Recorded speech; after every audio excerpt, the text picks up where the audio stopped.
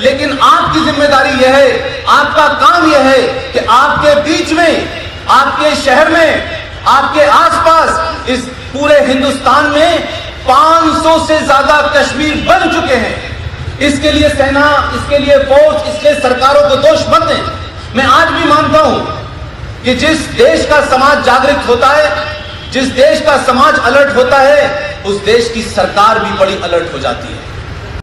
Hello दोस्तों, आपके दिमाग में कई बार ये सवाल उठता होगा कि धर्मनिरपेक्षता क्या है।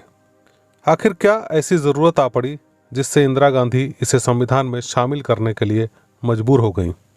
इसके क्या कारण थे, इसके क्या परिणाम निकले, आइए जानते हैं पुष्पेंद्र कुलशेठ जी से। हम कंफ्यूजन में बहुत हैं क्योंकि हमको कंफ्यूज करके रखा गया है कि अगर आप कंफ्यूज नहीं रहेंगे तो इस देश में तरह तरह की विचारधाराएं कैसे चलेंगी। लिहाजा सन 1976 में इस देश में एक सत्ताधारी पार्टी को लगा कि ये भारत जो है ये सेकुलर नहीं है। जो देश 5000 साल से सरवाइव कर रहा था, यहां हजारों धर्म आए, पनपे, बड़े हुए, उनको सबको प्रोटेक्शन मिला। तब किसी ने नहीं पूछा कि क्या भारत के संविधान में जब तक सेकुलरिज्म नहीं लिखा गया था तो क्या भारत देश सेकुलर नहीं था। लेकिन एक राजनीतिक हथकंडे के तहत आपने सन 1976 में एक उसमें शब्द डाला धर्मनिरपेक्ष। अब यह धर्मनिरपेक्षता को भी गलत तरीके से परिभाषित किया गया है। यह ऑक्सफोर्ड डिक्शनरी का शब्द है जिसका भारत से कोई मतलब नहीं है। कोई देश धर्मनिरपेक्ष हो ही नहीं सकता। पंथ निरपेक्ष तो हो सकता है, धर्मनिरपेक्ष नहीं हो सकता। लिहाजा सरकारें होती हैं जो आज भी कर रही हैं। अगर आप कहें कि सेकुलरिज्म के बिना, कहते हैं कि यह सरकार हिंदूवादी सरकार है, यह सरकार सिर्फ हिंदुओं के बारे में सोचती है, तो मुझे लगता है कि पहली बार इस देश के अंदर अगर सही मायने में कोई सेकुलरिज्म की बात कर रहा है तो वो तो 2014 के बाद सेकुलरिज्म की बात हो रही है। लेकिन इस देश में कहा गया कि सेकुलरिज्म का मतलब यह है कि आप मंदिर जाएंगे तो आप कम्युनल हैं, आप मस्जिद जाएंगे तो आप सेकुलर हैं। इस देश में मुसलमान आतंकवाद की बात करना, इस्लामिक आतंकवाद की बात करना, इस देश में दंगों के मुसलमानों के रोल की बात करना, ये सारी बातें कम्युनल हैं। तो भाई अब वंदे मातरम भी कम्युनल है, जनगण भी कम्युनल है, तो अब तो मैं समझ लो सिलसिला ही नहीं रुक रहा है इस कम्युनलिज्म और सेकुलरिज्म का। तो सेकुलरिज्म है क्या आखिर इस सेकुलरिज्म ने 70 साल में भारत को जोड़ा या तोड़ा?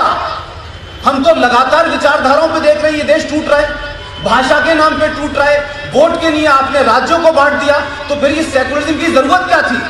मैं जहां पैदा हुआ था, इसी अलीगढ़ मुस्लिम विश्वविद्यालय में, इसकी सोच में और पाकिस्तान की सोच में और ISI की सोच में बाल बराबर भी फर्क नहीं। कोई कंफ्यूजन नहीं है उन लोगों को। वो अपने एजेंडे पे हैं, यहां के लोग अपने एजेंडे पे हैं। और ये हमारी गलतफहमी है। गंगा जमुना तहजीब, ये गंगा जमुना तहजीब क्या चीज है भाई? ये क्या है गंगा और जमुना? और कौन तहजीब की आप बात कर रहे हैं?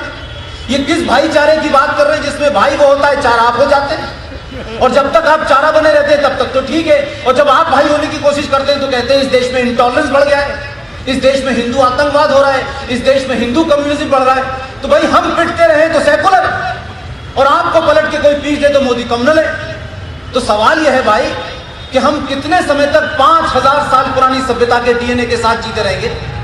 5000 साल पहले का समय और था, समाज और था, देश और था, मूल्य और थे, परंपराएं और थी। लेकिन हम 5000 साल की मानसिकता से आज के जिहाद को नहीं रोक सकते।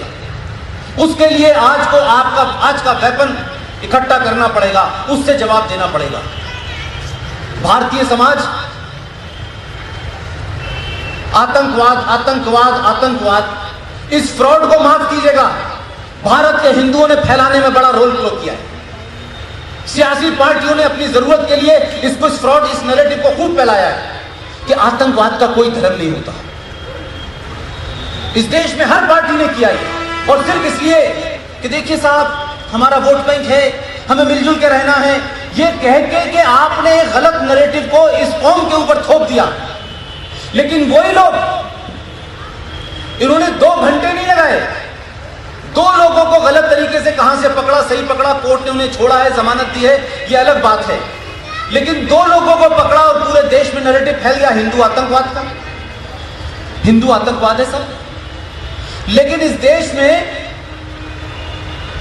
आजादी की बात छोड़ दीजिए, पिछले 20 साल का रिकॉर्ड आप देख लें, 1000 बड़े धमाके हुए, धमाके करने वाले पकड़े गए, कश्मीर में पकड़े गए, रामपुर में पकड़े गए, अजमेर में पकड़े गए, अयोध्या में पकड़े गए, कोयंबटूर में पकड़े गए। लेकिन हमारा झूठ और जो हमें गलत बताया गया वो ये कि नहीं, आतंकवाद का धर्म नहीं होता। और खुली मक्कारी देखिए कि जो आतंकवादी चिल्ला चिल्ला करके किसी आतंकवादी घटना को अंजाम देने के लिए कुरान और हदीस की आयतों को कोट करता है, शरिया की बात बताता है, मोहम्मद साहब का जिक्र करता है, अली का जिक्र करता है, फातिमा का जिक्र करता है, आयशा का जिक्र करता है, अबू बकर का जिक्र करता है, और पेज नंबर बताने के बाद भी कहता है, और जब वो आतंकवादी घटना कर देता है तब तक तो वो कहते हैं कि आतंकवादी का कोई धर्म नहीं होता। लेकिन अगर भारतीय सेना की गोली से वो मर जाए, पुलिस की गोली से कोई मर जाए, तो कहते हैं कि देखिए साहब, आतंकवाद का धर्म तो नहीं होता, लेकिन इसकी नमाज जनाजा तो हमें करना पड़ेगा। उसी वक्त उसका नमाज धर्म पता चल जाता है। आप इस गलतफहमी से बाहर निकलिए। मैं 10 साल से एक ही बात कहता हूं कि भारत में आतंकवाद है, लेकिन यह आतंकवाद कौन सा है? कोई विचारधारा का लड़ा जा रहा है क्या? ये कुछ लोग लड़ रहे हैं। ये भी हम लोग झूठ बोलते हैं कि चंद लोग जो हैं इस देश में आतंकवाद फैलाना चाहते हैं। नो, चंद लोग हो सकता है हथियारों से आतंकवाद फैलाना चाहते हो, लेकिन जिनकी किताब इस बात की इजाजत देती हो, जो हदीसों का इस्तेमाल करते हो, फिर हम उन लोगों को जिम्मेदार नहीं ठहरा सकते जो आतंकवाद कर रहे हैं। वो आतंकवाद इसलिए कर रहे हैं कि उनकी प्रेरणा का जो स्रोत है, जो उनकी किताब है, वो ये कहती है। तो फिर आतंकवाद कैसे हम उसको खत्म कैसे कर सकते हैं भाई? फिर हमारी और आपकी दोस्ती नहीं हो सकती। फिर हमारे आपके बीच में खाई है, गैप है, सोच में गैप है, अप्रोच में गैप है भाई। तो फिर हम कैसे एक साथ रह सकते हैं? लेकिन हमें ये झूठ बोलते रहना है, आतंकवाद का धर्म नहीं होता, आतंकवाद का धर्म नहीं होता। आपने सुना कि किस तरीके से देश के संविधान को भी तोड़ मरोड़ कर उन चीज़ों में भी परिवर्तन किया गया जिनमें नहीं किया जाता या करने की कोई परंपरा, जैसे प्रस्तावना में परिवर्तन आयरन लेडी ने किया था। अब जिस पार्टी के पहले प्रधानमंत्री, देश के पहले प्रधानमंत्री ने धर्म के आधार पर देश को बांटने में सहमति दी थी, उन्हीं की सुपुत्री ने देश को धर्मनिरपेक्ष घोषित करने की प्रस्तावना, यानी कि पूरा संविधान ही संशोधित कर दिया। आज जो कुछ हालात हम देख रहे हैं, इसमें कोई संदेह नहीं है कि क्लियर कट पॉलिसी न होने के कारण ही पैदा हुए हैं। आतंक का कोई धर्म नहीं होता, लेकिन भगवा आतंकवाद घोषित करने में कुछ घंटे ही लगाए जाते हैं। इस व्यवस्था को संशोधित करने, सुधारने की आवश्यकता है, और वह सब आप ही कर सकते हैं, क्योंकि हमारा देश लोकतांत्रिक देश है और यहाँ सारी शक्ति बहुसंख्यक के हाथ में है। तो अपनी ताकत को पहचानिए और उसका सही राष्ट्र हित में, अपने हित में इस्तेमाल करिए।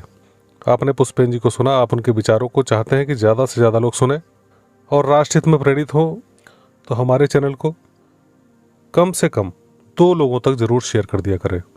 फिर मिलेंगे अगले अंक में, तब तक के लिए नमस्कार, जय हिंद, वंदे मातरम।